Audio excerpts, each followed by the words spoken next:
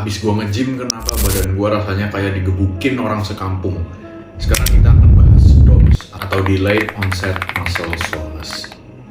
Ini sebenarnya yang bikin sebagian besar orang itu kapok nge-gym karena nggak tahan sama rasa sakitnya, dan juga beberapa dari mereka mikir mereka itu cedera. DOMS ini adalah rasa sakit atau rasa pegel yang terjadi karena robekan-robekan kecil atau sebutannya itu micro tears di bagian mana, yaitu di bagian serat otot kalian atau serat otot yang kalian latih pada saat selesai gym. Kenapa sebutannya itu delay? Karena rasa sakitnya itu setelah nge-gym biasanya akan muncul di 12-48 jam setelah kalian nge-gym. Kenapa DOMS itu adalah hal yang bagus? Tapi ingat, jangan dijadiin patokan. Yang pertama, tanda adaptasi.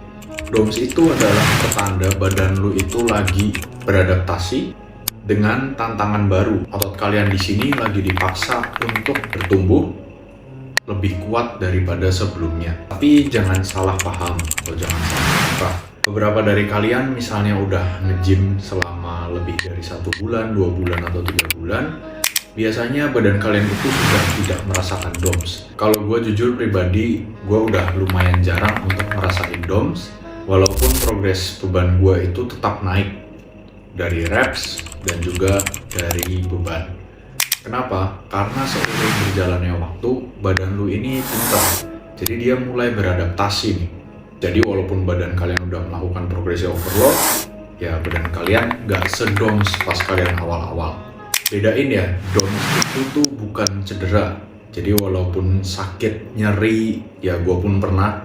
Biasanya itu di bicep yang gue paling sebel ya kalau misalnya kena DOMS, atau di bagian calf. Kalau sakitnya itu di sendi dan badan lu nggak bisa gerak sama sekali, itu adalah cedera.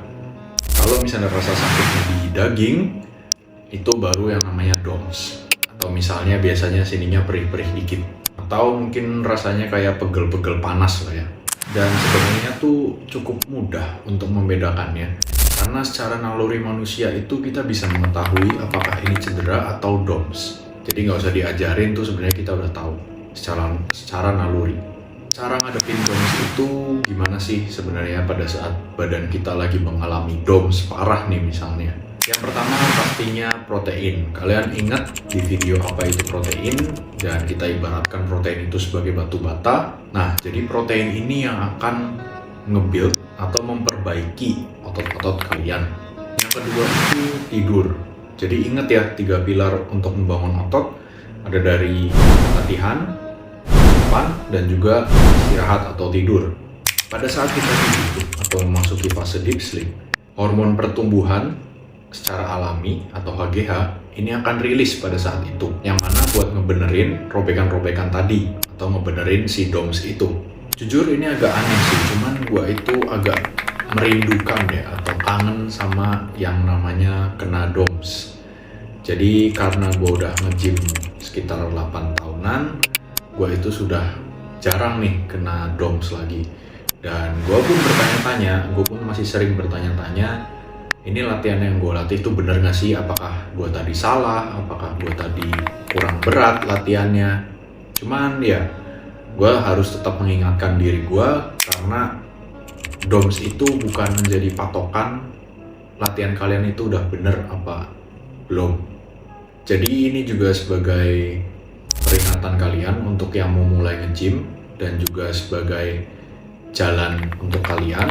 Gue udah terangin jalannya, yaitu kalian akan mendapati yang namanya DOMS, apalagi kalian melakukan suatu exercise yang mana sebelumnya kalian tidak pernah melakukannya, dan ini exercise-nya itu cukup berat, itu yang gym.